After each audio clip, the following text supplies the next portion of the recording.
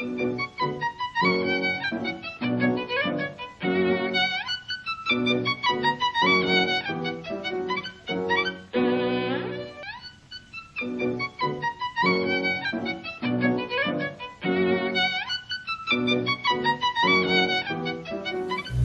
programa de hoje você vai conferir: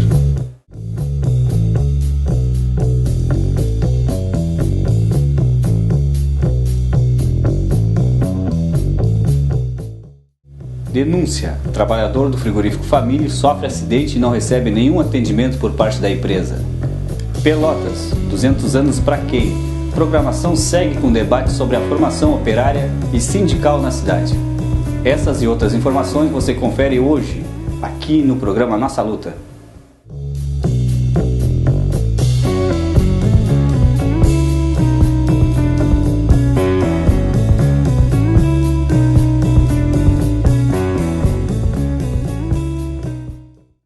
Boa noite, eu sou Clóvis Rogério e esse é o programa Nossa Luta, do Sindicato da Alimentação. Ontem iniciou a segunda edição da Copa de Futsal do Sindicato, no ginásio esportivo Zecão, localizado na Avenida Fernando Osório, número 5890, próximo à entrada do bairro Pestano. Agora vamos conferir quais equipes estão participando do maior evento esportivo da categoria da alimentação. Começou nessa semana a segunda edição da Copa de Futsal do Sindicato da Alimentação. No ano que passou, no ano de 2011, foram 16 equipes inscritas na competição. Neste ano de 2012, 20 equipes compõem a Copa de Futsal do Sindicato da Alimentação, que tem aí cerca de 72 jogos a serem realizados até finalização do evento. Divididos em 4 chaves de 5 equipes cada, elas se confrontam entre elas, sendo que 4 equipes classificam por chave, uma equipe é a que menos pontuar, não classifica. 2 equipes disputam a Copa Prata e 2 equipes disputam a Copa Ouro. As 2 primeiras colocadas disputam o ouro e a terceiro e quarto lugar disputam a prata. Dividida em chaves, a chave A composta com Josapar, Coplantil, Bonsul, Consulate e SLC. Já na chave B, composta por Zezé, Arrozeira Orlândia, Cereale, Josapar Pacote e Consulate Produção. Na chave C, Arrozeira Adib Peixoto, Arrozeira CDA, Arrozeira Pelotas e Arrozeira Obelisco. A chave das arrozeiras, a chave C. Na chave D, composta aí por Cereale, Bebidas Fruc, Arrozeira Pelotas, a equipe A da Arrozeira Pelotas, e o frigorífico Castro e Irgovel. São as equipes que compõem a Copa de Futsal do Sindicato da Alimentação na edição 2012. O objetivo da competição é a integração entre os trabalhadores das categorias, das diversas categorias que compõem o Sindicato da Alimentação. Podemos ver que na inscrição das equipes tem bebidas, tem arrozeiras, tem a panificação, frigoríficos, quase todas as categorias contempladas com este grande evento que o sindicato organiza sempre no segundo semestre de cada ano. A Copa de Futsal prossegue na próxima semana com os jogos Família e Pelotas, Adib Peixoto e CDA, Bonsul e Consulate. Os jogos acontecem no Ginásio de Esportes do Zecão, Avenida Fernando Osório, número 5890, ali próximo à entrada do Pestano. Informações da rodada podem ser acompanhadas no site www.esticap.org.br e também nas edições gratuitas do jornal Nossa Luta, que é entregue mensalmente aos trabalhadores da categoria da alimentação. E por aqui, toda semana no programa Nossa Luta, os resultados dos jogos, imagens e os principais acontecimentos da Copa de Futsal do Sindicato da Alimentação. O sindicato convida a comunidade a acompanhar conosco todas as quartas-feiras a partir das 20 horas, lá no Ginásio Zecão. Hoje à noite foi instalado em Pelotas o Comitê pela Verdade, Memória e Justiça, com a finalidade de apurar crimes cometidos na ditadura militar no Brasil a partir de 1964. O programa Nossa Luta traz uma entrevista exclusiva sobre este tema. A professora Alessandra Gasparotto conversou com Laide Matos sobre a criação do comitê na cidade. Confira. Nesta quinta-feira, dia 5, foi lançado aqui em Pelotas o Comitê pela Memória, Verdade e Justiça. Nós vamos entrevistar hoje uma das integrantes desse comitê, a Alessandra. Muito boa noite, Alessandra. A que se propõe esse comitê? Bom, boa noite aos telespectadores. Bom, vou tentar explicar um pouco qual é a origem da criação desse comitê, né? Esses comitês, eles estão sendo criados em todo o Brasil como um desdobramento da criação da Comissão Nacional da Verdade, né? Que foi criada em novembro do ano passado pela presidente Dilma e que tem por objetivo, então, investigar as violações de direitos humanos cometidas ao longo do período de ditadura do Brasil, né? Períodos. Isso. Dos períodos. Na verdade, ela pega um período, não pega a ditadura de Vargas, né? Sim. O período de investigação é de 1946 até 1988, né? Então já pega o fim do Estado Novo, pega todo esse período de redemocratização com Juscelino, né? Juscelino, depois Jânio, e aí já pega o governo João Goulart. Então essa comissão ela vai ter a função de investigar as violações de direitos humanos que aconteceram nesse período, né? Praticadas pelo Estado. Praticadas pelos agentes do Estado, exatamente. Sim. E apresentar um relatório, né? Apresentar depois de 2 anos um relatório em que essas violações elas vão ser de alguma forma investigadas, né? Então essa comissão, por exemplo, ela vai investigar as circunstâncias de mortes, de desaparecimentos, né, dos desaparecimentos de integrantes de organizações políticas, vai investigar também os locais onde foram praticadas tortura, né, os centros de tortura. Então essa é um pouco a função dessa comissão. E na esteira dessa Comissão Nacional da Verdade, então, estão sendo criados em vários locais do país esses comitês, né? Esses comitês são da sociedade civil e eles têm por objetivo, de alguma forma, estar participando, né, do debate público em torno dessas violações de direitos humanos, mas também fazendo uma pressão, né, para que essa comissão ela seja autônoma, para que realmente todas as investigações elas se tornem públicas, para que os documentos da ditadura que ainda não estão abertos, eles sejam disponibilizados para consulta pública, né? Então os comissão, sim, a comissão sendo um organismo estatal, né, governamental, fica limitada pela lei da anistia. Ela fica limitada pela lei da anistia. Na própria criação da comissão, já fica bem claro que ela só tem a função de investigar e produzir um relatório. Ela não vai ter nenhum poder, por exemplo, de fazer algum encaminhamento para a justiça. Não vai ter. Para quem nos assiste e pode não saber, a lei da anistia foi uma lei promulgada no final da ditadura militar que anistiava todos os crimes acontecidos durante a ditadura militar, é isso? É mais ou menos isso, né? A lei da anistia ela é criada em 79, como tu falaste, bem no fim, né? Nesse processo de transição da ditadura para a democracia. E a lei de anistia que foi aprovada, né? Na época existiam vários projetos, várias discussões em torno da lei de anistia. Mas a lei de anistia que foi aprovada, ela justamente tinha por esse objetivo, né? Entre aspas, vamos anistiar os crimes que foram cometidos. De ambos os lados, era a conversa, isso, né? Na verdade, quando fala de ambos os lados, é porque tem um mecanismo da lei de anistia que se chama crimes conexos, que diz o seguinte na lei, que estão anistiados também todos os crimes conexos cometidos. E aí, o que se interpretou desde então era que crimes conexos eram esses crimes cometidos pelos agentes do Estado, né? E desde então, essa é a interpretação que continua valendo aqui no Brasil, né? Só que aí lá ele tem uma série de discussões em torno disso, porque, por exemplo, todas as principais legislações de direitos humanos, né, todos os principais órgãos, como a Corte Interamericana de Direitos Humanos, dizem que tu não pode anistiar, por exemplo, crime de tortura. Né? Crime de tortura é um crime inafiançável, imprescritível, então que ele não poderia tá inserido nessa lei de anistia. Mesmo os crimes de desaparecimento, por exemplo, que são de sequestro continuado, né? Porque a pessoa foi presa, ela desapareceu e até hoje ela não apareceu. Então a gente fala de um sequestro que continua até hoje. Também não pode ser inserido dentro da lei de anistia, porque a lei de anistia abrange o período até 79. Então tem muito debate em torno disso, né? O que acontece? A OAB, a Ordem dos Advogados no Brasil, ela tentou rever a interpretação da lei da anistia, né? Ela entrou com uma ação no STF em 2010, pedindo uma nova interpretação da lei de anistia. No entanto, o STF, ele disse que continuava valendo aquela interpretação. Então, nenhum agente do Estado que cometeu esses crimes, que foi responsável por tortura, por morte, por violação de direitos humanos, pela lei, ele não pode ser punido. né? E essa é uma outra discussão que os comitês querem fazer. Pois é, a comissão, na verdade, fica limitada pela legislação, mas os comitês não. Os comitês não, mas os comitês eles não têm nenhum poder. Os Sim, comitês... mas tem, digamos assim, eles têm a legitimidade política de negar a lei da anistia, coisa que a Comissão da Verdade não pode. Né, isso, exatamente. Por isso também que no nome de muitos comitês aparece a questão da justiça, né? Por exemplo, no nosso comitê aparece, é o Comitê pela Verdade, Memória e Justiça, Pelotas e Região.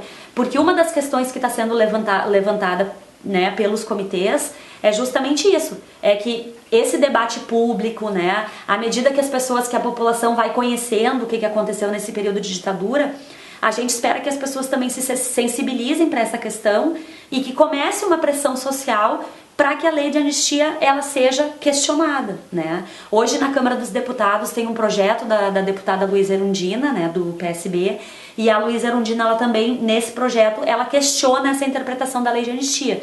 Então o que a gente espera? Que a partir da pressão dos comitês, que a partir da pressão das entidades de direitos humanos, da Comissão de Mortos e Desaparecidos Políticos, que essa questão da anistia ela volte para o debate público e acabe pressionando, então, o judiciário, o legislativo e o próprio governo. Sim, o legislativo, né, o legislativo faz leis, né? Exatamente, essa o é a ideia. STF, ele interpretou apenas uma lei. Né? Isso Agora, aí. se o legislativo, no caso do Congresso Nacional, resolver revogar a lei da anistia, tem poderes para isso. Exatamente. Então é um pouco essa a expectativa, que a partir do momento que tu tem o relatório, que as pessoas vão conhecer mais esse período da história, né? Porque isso é uma coisa importante até de se falar, né, Lair? A sociedade brasileira conhece muito pouco sobre essa história nesse período, né? Às vezes pensa, a ditadura só afetou a guerrilha, quem estava em armas. Não tem noção, assim, de que a ditadura ela afeta toda a sociedade, na medida em que as pessoas não podiam eleger o seu presidente, em que as pessoas não podiam votar para vários cargos. Se a gente for pegar aqui na nossa região, né, a partir de uma lei de 1968, grande parte dos municípios da região eles se tornaram áreas de segurança nacional e tiveram seus prefeitos indicados, né? Então tu pega Jaguarão, pega Rio Grande, pega Santa Vitória do Palmar, Bagé, essas cidades não podiam nem eleger os seus prefeitos, né? E não é só isso, tem a questão da censura, tem a questão do controle da informação, né? Que foi muito forte nesse período. Então, e a cultura e a lei da anistia também, segundo alguns que discutem o assunto, também criou ou ajudou na cultura da impunidade. Exatamente, essa é uma das grandes questões, né? Porque o que acontece? Como é que a gente vê isso? Na medida em que se cometeram um monte de crimes naquele período por agentes do Estado, né? Que tiveram treinamento, que foram pagos, que tinham equipamentos, que tinham financiamento, tanto do Estado como também de entidades privadas. Hoje a gente sabe que muitos empresários financiaram a tortura. Esses agentes, eles ficaram impunes. E isso acaba, né, essa cultura da impunidade, ela acaba perpetuando, né? Então por que hoje, por exemplo, a nossa polícia mata tanto, né? Tem tantas práticas de violência, especialmente... Porque já foi aceito no passado que o Estado poderia matar sem julgar. Especialmente contra a população mais pobre, né? Então essa cultura da impunidade, de que olha, a polícia, os agentes do Estado podem fazer qualquer coisa, ela permanece muito forte na sociedade. Então a ideia é que na medida que se investiguem esses crimes, que eles tenham uma punição, o Estado esteja dando uma resposta de que isso não é tolerado, de que isso não é aceito e que os agentes do Estado, eles têm limites, né? Nas suas funções Enfim. A gente tem visto notícias de que esses comitês já têm atuado pelo Brasil afora, principalmente nas capitais, uma atuação de denúncia, de identificação de locais de moradia, ou de locais onde aconteceram as prisões e as torturas, e surpreendentemente muitos jovens envolvidos nessa questão, né? E eu achei bastante curioso porque não vivenciaram aquele período, né? A maioria nasceu depois, né, depois do fim da ditadura militar, da última pelo menos, né? E, bueno, então aqui em Pelotas, lançado o comitê, como é que é mesmo o nome completo do comitê? Ele tem um nome grande. É Comitê pela Memória, Verdade e Justiça, Pelotas e Região. né? Então a gente teve esse ato de lançamento, né? Com representantes dos outros comitês aqui do estado também, do Comitê Carlos Derré, de Porto Alegre, né, que é quem tem feito algumas das ações mais significativas aqui no estado, né. Por exemplo, eles na semana passada fizeram a identificação do antigo prédio do DOPS, que foi um dos principais centros de tortura aqui do Rio Grande do Sul. Então teve uma ação, colocaram placas, né, justamente marcando esses lugares, eles passam a se tornar lugares de memória, né. Eles já tinham feito um outro ato de identificação também do Dopinha, então tem feito uma série de atividades. E a gente tem a participação também dos integrantes do Comitê de Santa Maria. E a ideia é justamente que a gente possa pensar em algumas ações conjuntas, né? Qual é o principal objetivo, assim? É que a gente aqui em Pelotas possa fazer algumas atividades, né, sobre o tema. A gente está pensando em fazer seminário, fazer mostra de filme, para ampliar o debate sobre o tema, para que mais pessoas, né, possam conhecer, saber o que está acontecendo, o que é afinal essa Comissão da Verdade, por que ela foi criada, né?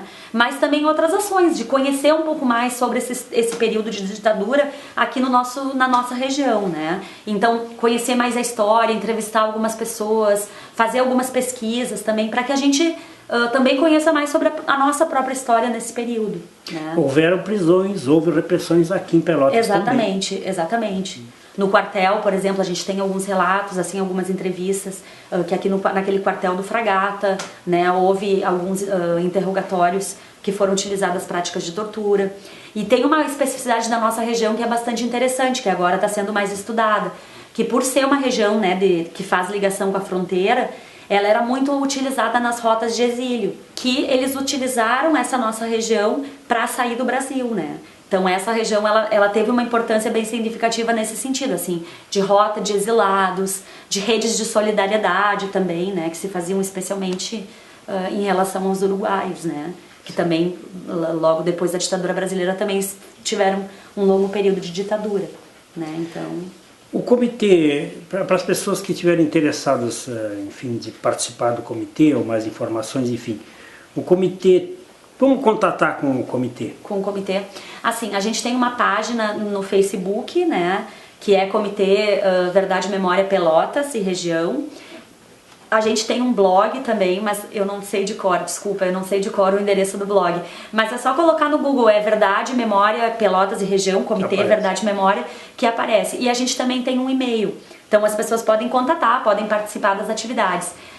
E também podem contatar o Instituto Mário Alves, né, que também está tocando junto com o comitê. A referência física, então, isso, é o Instituto é a Mário referência, onde a gente tem feito algumas reuniões também, a gente também tem feito algumas reuniões em sindicatos, mas algumas das reuniões estão sendo no IMA, então lá o pessoal do IMA, que tem um atendimento constante, pode dar mais informações sobre esse comitê. E isso é bem interessante, assim, as pessoas que tiverem documentos, tiverem imagens, ou quiserem dar um depoimento sobre isso, né, quiserem conhecer mais, ou mesmo escolas, assim, que queiram fazer alguma atividade sobre a Comissão da Verdade, discutir essas questões vinculadas à ditadura, a gente está à disposição para o que for preciso. O Instituto Mário Alves fica na Andrade Neves, pertinho logo passando a Beneficência Portuguesa. A Beneficência Portuguesa, exatamente. Muito bem, então nós ouvimos a Alessandra, que falou sobre o lançamento do Comitê pela Memória, Verdade e Justiça, que aconteceu nesta quinta-feira, dia 5. O Sindicato da Alimentação continuará trazendo informações sobre importantes iniciativas como esta em nossa cidade, buscando pautas sociais que muitas vezes estão distantes da grande mídia.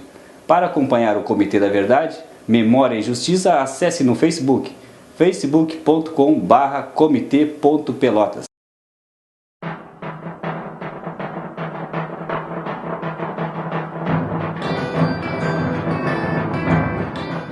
Mais um descaso com o trabalhador da alimentação. No frigorífico Família, houve um grave acidente.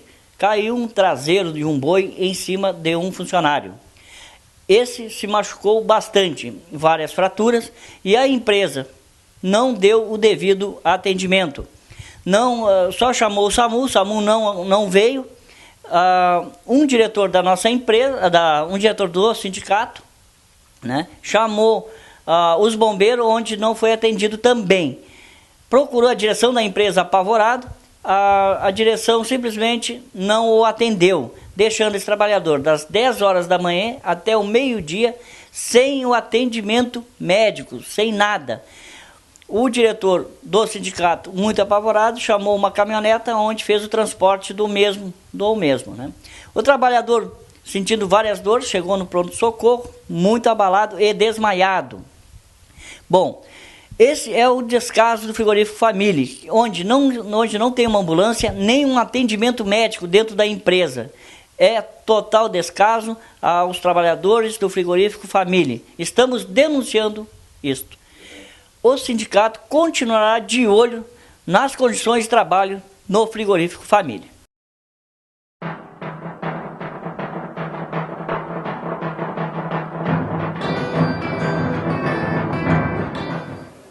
E as atividades do Pelotas 200 anos para quem segue. Na última terça-feira aconteceu a segunda mesa de debates na Câmara Municipal com o tema A formação da classe operária em Pelotas e o movimento sindical. O debate teve a participação do sindicalista Laís de Matos e da professora Beatriz Lohner. Acompanhe as imagens da atividade e o depoimento do jornalista Eduardo Menezes. Aqui na nossa cidade, dois militantes do Sindicato da Alimentação participaram da fundação da Central Única dos Trabalhadores, que foram o Esquiavon e o Mário Filho. O Esquiavon é do nosso sindicato, hoje, e o Mário Filho, que acho que todos conhecem também. Eles participaram de primeiro, antes da Conclat, né? Conclat, dos pioneiros, né, na implementação dessa nova proposta, chamada Novo Sindicalismo. E a década de 80 foi bastante efervescente, né, no movimento sindical. Talvez um dos momentos mais ricos do movimento sindical brasileiro. Tem uma coisa, o movimento operário é uma coisa, o movimento sindical, né, claro que... Então, as UFPEL, a DUFPEL e a AMP, que depois vira SIMP, né, são, digamos assim, as novidades da década de 80 no movimento sindical. E vem com força, né, nessa renovação do movimento sindical, e são responsáveis, junto com o Sindicato da Alimentação e mais alguns sindicatos, pela criação da Central Única dos Trabalhadores, da Regional Sul da Central Única dos Trabalhadores, da qual o Floresmar foi o segundo presidente, eu acho. Né? E, então, naquele período, acontece isso. No Sindicato de Alimentação houve uma mudança na direção do sindicato em 1989. Já tinha havido a entrada de militantes vindos principalmente de setores da Igreja Católica, né, que em 86 entraram com mais força para dentro do sindicato e já passaram a hegemonizar politicamente o sindicato, e militantes também ligados a Partido Comunista, que passaram a partir de 86 a hegemonizar, ou ter a iniciativa no sindicato. Né? E em 89, numa eleição, saem duas chapas. Né? Acho que uma questão que é importante a gente falar em relação à comemoração dos 200 anos de Pelotas, nessa atividade que está sendo promovida na Câmara de Vereadores, é o papel que os meios de comunicação da cidade, na verdade, não estão cumprindo. Então é preciso que veículos de comunicação alternativos passem a pautar discussões que deveriam estar sendo pautadas pelos veículos locais, mas claro que a gente sabe do comprometimento que há, principalmente em relação ao chamado principal jornal local da cidade, né, cujo prefeito é um dos acionistas, e que acaba dando uma ênfase muito grande em relação às festividades que ocorrem no município, evidenciando o destaque que há, principalmente quando se fala em Pelotas, se fala na questão não só de ser um polo turístico em relação aos prédios que aqui existem e também em relação à Feira Nacional do Doce, mas os meios de comunicação da cidade, encastelados em algumas poucas famílias, como ocorre nos meios de comunicação no Brasil como um todo, acabam reforçando sempre aquilo que há de positivo na cidade, que infelizmente hoje a gente pode dizer que é muito pouco. O bairro, a voz do bairro, os problemas que a cidade está enfrentando, eles não aparecem da forma ou na medida que deveriam. Então, quando a Câmara de Vereadores abre esse espaço para que o Fórum Social de Lutas possa pautar discussões, não só da origem das desigualdades que existem no nosso município, mas também para debater e reforçar que não se resume a um pequeno grupo que hoje coordena, que comanda também os meios de comunicação, não se resume a isso, a nossa cidade, esses 200 anos, aí sim há um ponto de convergência dos movimentos sociais, e a gente pode entender, participando das atividades como essa, que está sendo promovida pela Câmara de Vereadores, qual a origem das desigualdades sociais no nosso município e qual a origem também da resistência popular que há em relação a esse pequeno conglomerado de mídia que existe hoje aqui. Hoje a gente sabe muito claro que na cidade de Pelotas, não só o principal jornal local, mas o outro jornal que existe também pertence a uma família, e os veículos de comunicação que são ligados à universidade, as concessões públicas que existem no município também estão voltados para atender alguns interesses que não são os interesses da comunidade pelotense. Então, o debate sobre a comunicação, o espaço que se dá aos bairros, às localidades, aos problemas estruturais que são encontrados nos bairros da cidade, para que a voz da comunidade faça presente, ele é muito pouco ou quase inexistente. A Câmara de Vereadores está abrindo esse debate, e é preciso que a comunidade pelotense ocupe esses espaços e faça valer a sua voz. O Sindicato da Alimentação está na organização do Pelotas 200 anos para quem, junto com outras entidades do Fórum Social de Lutas da cidade. Na próxima atividade cultural será realizada amanhã, sexta-feira, na Fábrica Cultural a partir das 19 horas, com uma atividade cultural chamada Pelotas à Mostra, contando com músicas e poesias de artistas da cidade e região. Acompanhe a programação completa no blog pelotas200anosdeluta.blogspot.com. O Sindicato da Alimentação convida a toda a população a prestigiar essa mostra. A Fábrica Cultural fica na rua Félix da Cunha, próximo à Avenida Bento Gonçalves.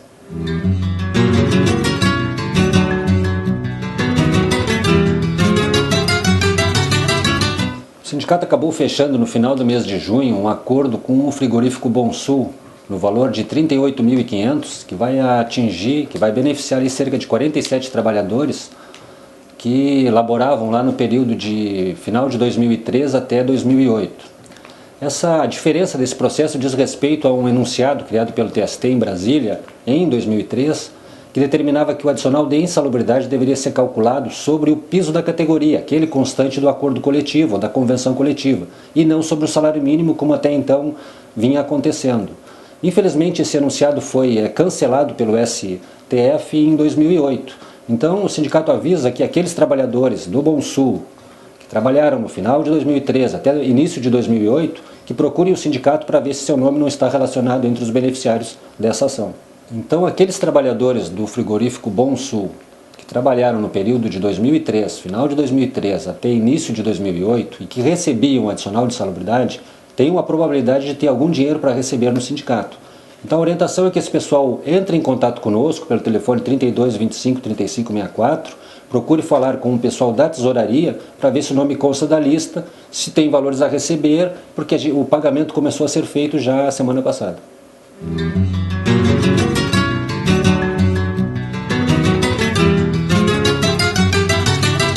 No quadro cultural de hoje, o destaque vai para o músico, compositor e educador Leandro Maia. O artista mistura música e poesia no seu trabalho.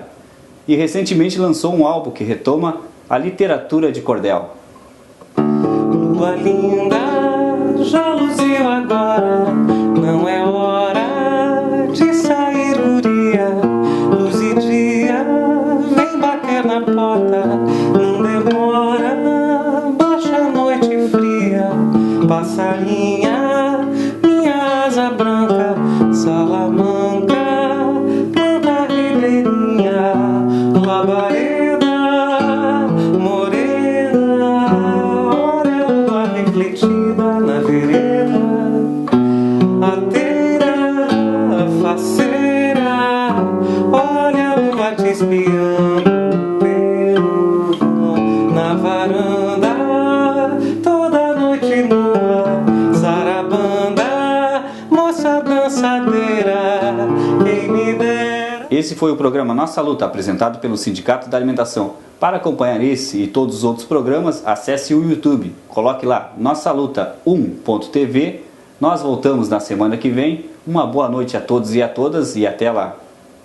Olha a lua te espiando.